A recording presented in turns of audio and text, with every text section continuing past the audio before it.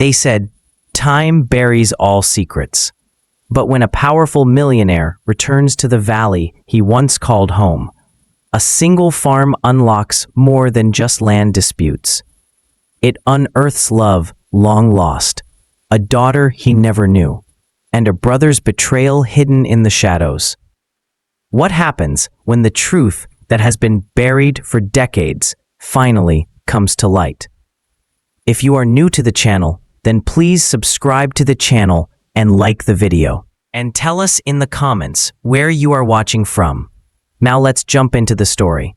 The silver car glided through the misty morning roads, its polished surface reflecting the first rays of sunlight. In the back seat sat Adrian Cross, a man whose name had become well known in the world of wealth and power.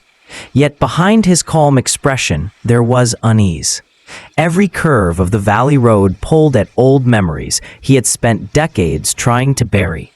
It had been 27 years since he left Stonebrook Valley, the small farming town that once shaped his youth and broke his heart.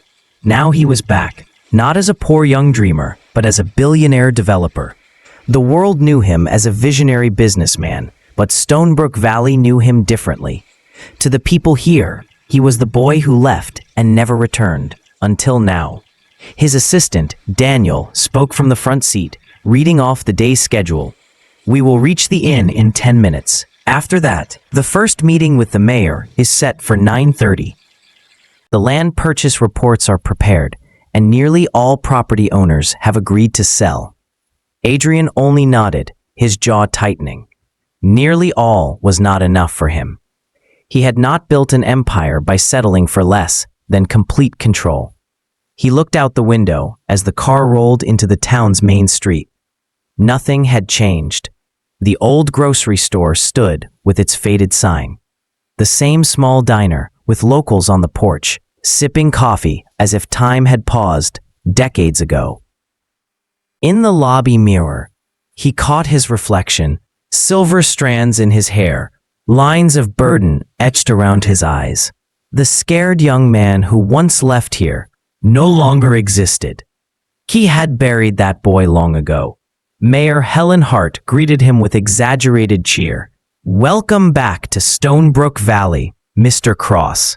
We are honored to have you here. Her words felt empty, but Adrian forced a polite smile. Soon, blueprints covered the table and his presentation began. He spoke of opportunity, jobs, tourism, and the transformation of the valley into a luxury retreat for the wealthy.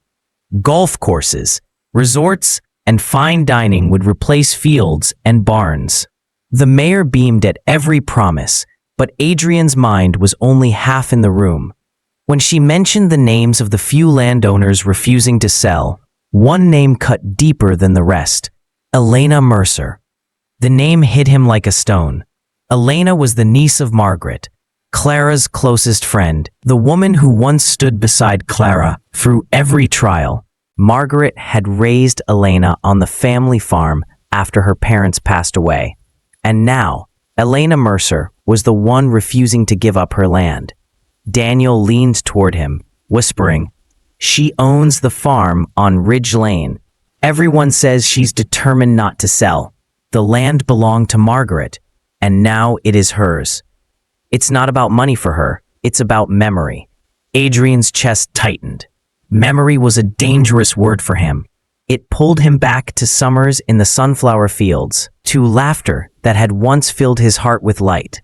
Clara's laughter. He stood abruptly, ending the meeting with finality. "Arrange for me to meet her. I will handle this personally." The mayor hesitated. "Mr. Cross, she is difficult. She believes in keeping the farm as it is."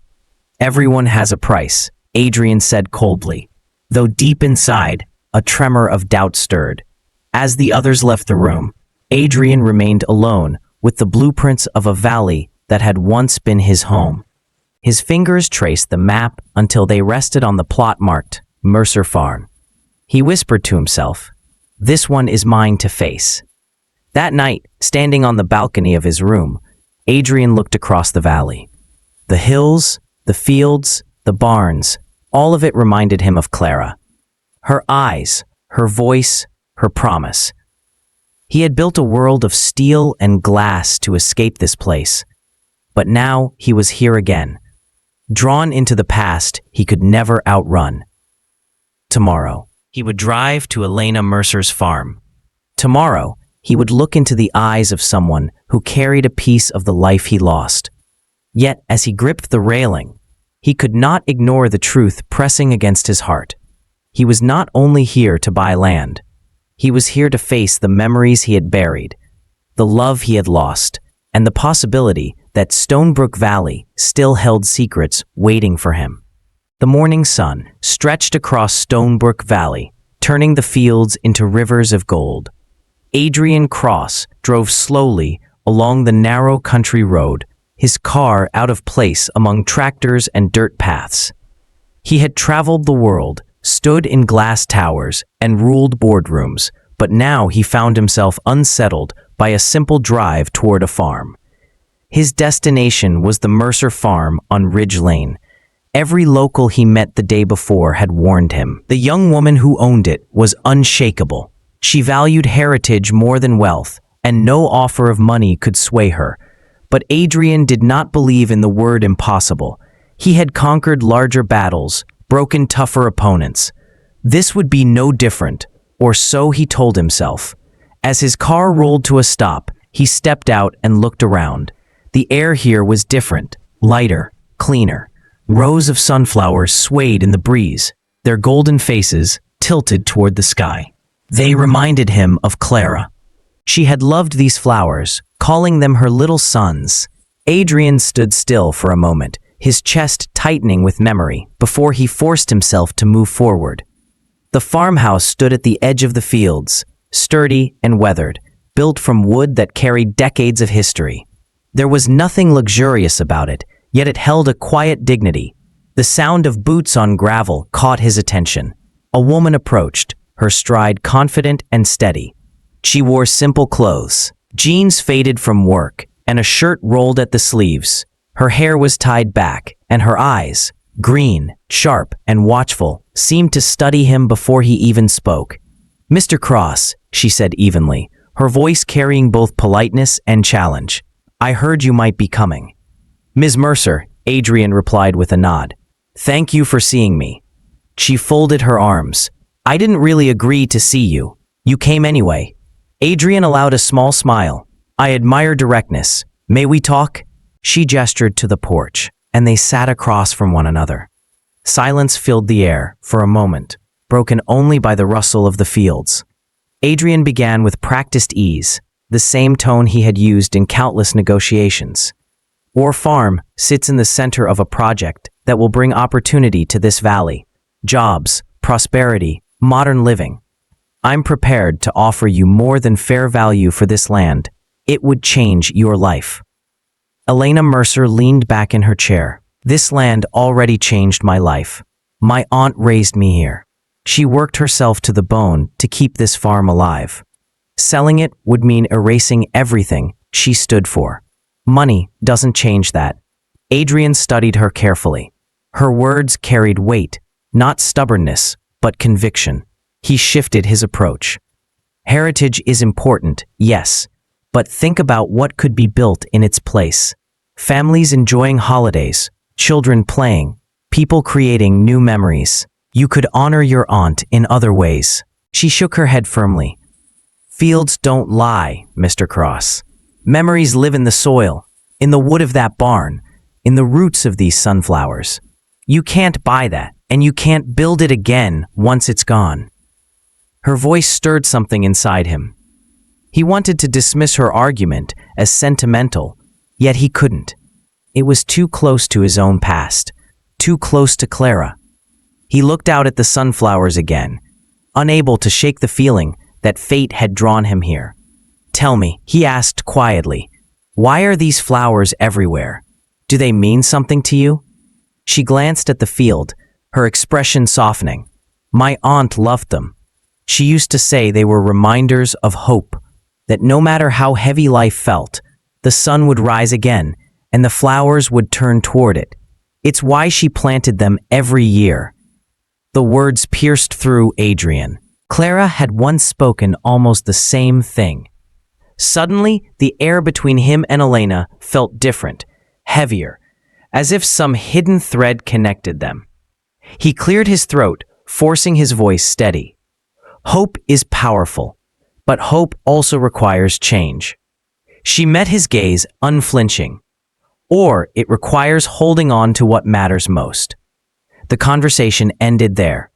No agreement, no handshake. Adrian left the porch with her refusal echoing in his ears. He returned to his car.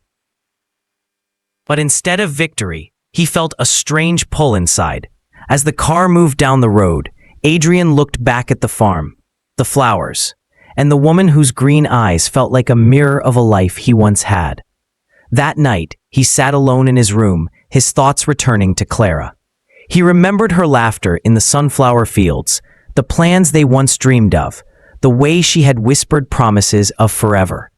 For the first time in years, Adrian Cross wondered if the past he had buried was rising again.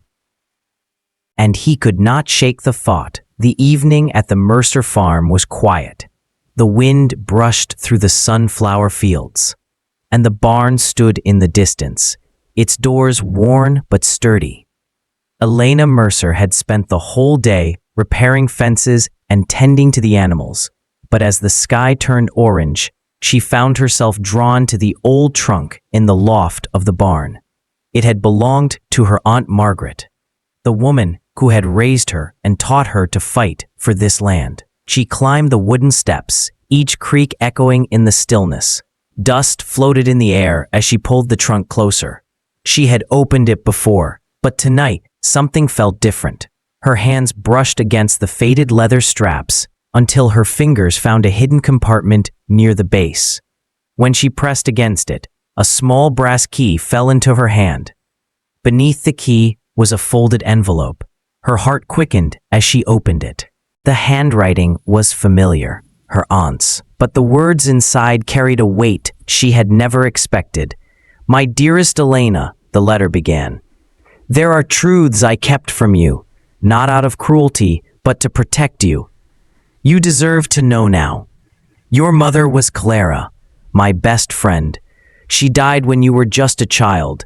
And your father is Adrian Cross." Elena froze, the words burning into her mind. Her mother was Clara. Her father was the very man who had come to her farm with offers of money and promises of progress. The letter continued, revealing that Margaret had taken Elena in after Clara's sudden death, vowing to keep her safe. But there was more. Tucked beneath the letter were smaller notes, written by Clara herself. They spoke of her love for Adrian, their plans for a life together, and her fears about his older brother, Edmund. One page in particular made Elena's hands tremble.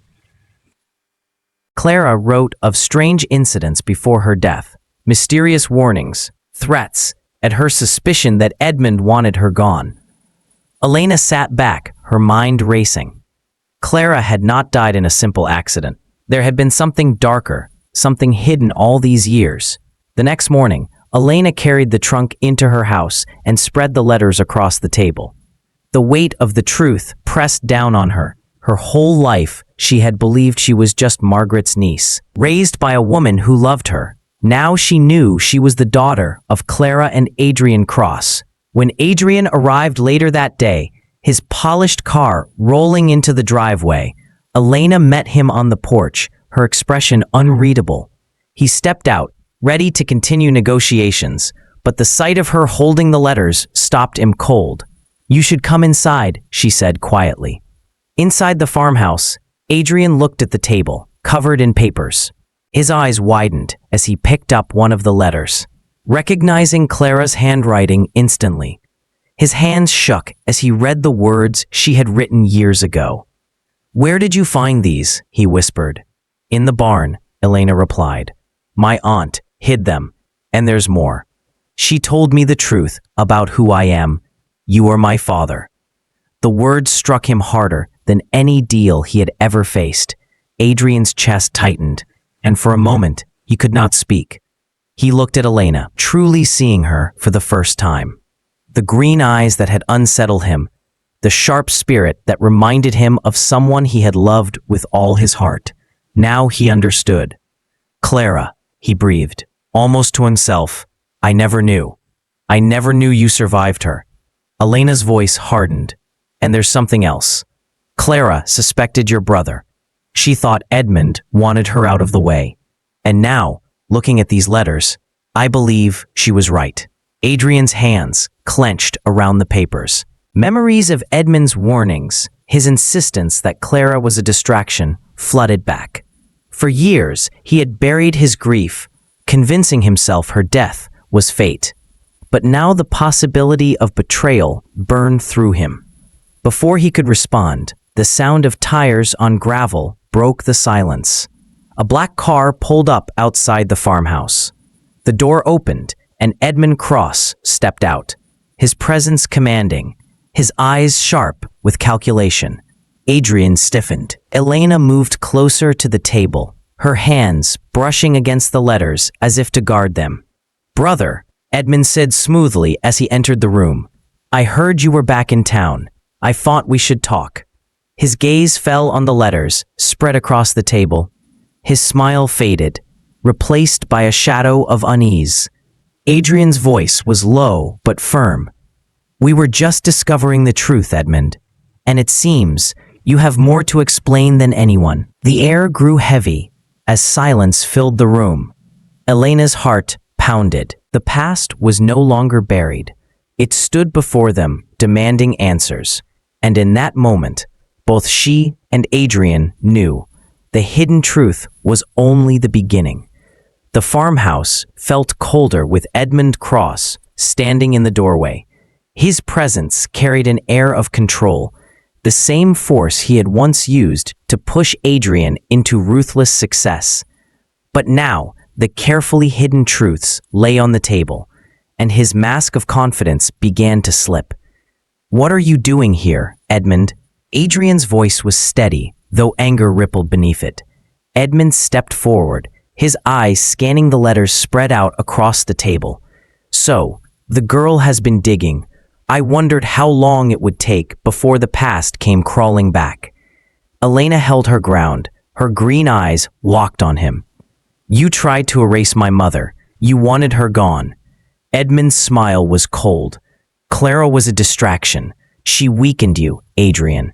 You were meant for greatness, but she made you dream of small lives and simple fields. I couldn't allow that." Adrian's fists clenched. "You had a hand in her death, didn't you?" For a moment, silence hung between them. Then Edmund's tone shifted, sharp and bitter. "I didn't kill her, but I made sure she was vulnerable. I arranged for the accident, and fate did the rest. Without her, you became everything I knew you could be. Powerful, unstoppable, feared." Elena's breath caught in her throat. The confirmation struck her like a blade. Her mother's death had not been fate. It had been ambition, cold and calculated. Adrian's face hardened, years of grief boiling into fury. "You destroyed the only woman I ever loved, and in doing so, you stole the life of our daughter." He gestured toward Elena, his voice breaking. "She grew up without her parents because of you." Edmund's eyes narrowed. "Sentiment. Still your weakness." But this time, Adrian was not the man who once bowed to his brother's control. He straightened, his voice strong. "No, Edmund, love is not weakness. It is strength. And tonight, the truth will not stay buried." Without a word, Elena reached for the phone on the table. Before Edmund could react, she pressed a button that activated a small device hidden beneath the papers. Adrian glanced at her in surprise, but she gave a subtle nod. She had thought ahead, recording every word Edmund had said. "What have you done?" Edmund hissed, his calm cracking. "We have your confession," Elena said firmly. "You can't silence the past anymore." The sound of sirens in the distance confirmed her words. Adrian had contacted the sheriff earlier that morning, suspecting Edmund might try something. Now, with the evidence captured, the law would finally hear the truth. Panic flickered in Edmund's eyes for the first time. You think the law can stop me? I built networks of power. I shaped this valley's future. They owe me. No, Adrian said, his voice low but resolute. This valley belongs to its people, to families like Clara's, to farms like this one. Not to greed, not to you. The sheriff's car pulled into the drive, headlights cutting through the night. Officers stepped inside, and Elena handed them the recorder. Edmund's protests grew louder, but the weight of his own words sealed his fate. As he was led away in handcuffs, Edmund turned back toward Adrian. You'll regret this. Without me, you're nothing. Adrian's answer was calm, almost quiet. Without you, I am finally free. The door closed, and silence filled the farmhouse once again. Elena sat down, exhaustion settling over her. Adrian moved closer, placing a hand on her shoulder. For the first time, there was no barrier between them, only the bond of truth and blood. I failed you, he admitted softly. I should have been here. I should have known. Elena shook her head. You didn't know, but now you do, and we have a choice. We can let this farm stand, not as a reminder of loss, but as a place of memory and hope. He looked at her, at the determination in her eyes. Then we will protect it, together. Days later, the valley gathered to hear the news. The resort project was abandoned. Instead, Adrian announced a new plan, a heritage center to honor the history of Stonebrook Valley, built on the foundation of the farm. It would celebrate families, traditions, and the resilience of the land. At its heart would be Clara's story, preserved in light instead of shadows. As spring came, the sunflowers bloomed once more.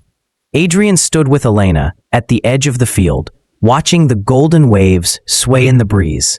The weight of the past no longer chained him. He had found his daughter, faced his brother, and reclaimed the truth.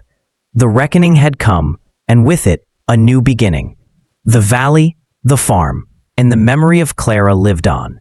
Proof that even in the face of betrayal, love and hope could rise. And so, from secrets buried in the past to justice finally revealed, the valley found new life. Love endured, truth prevailed, and a broken family became whole again.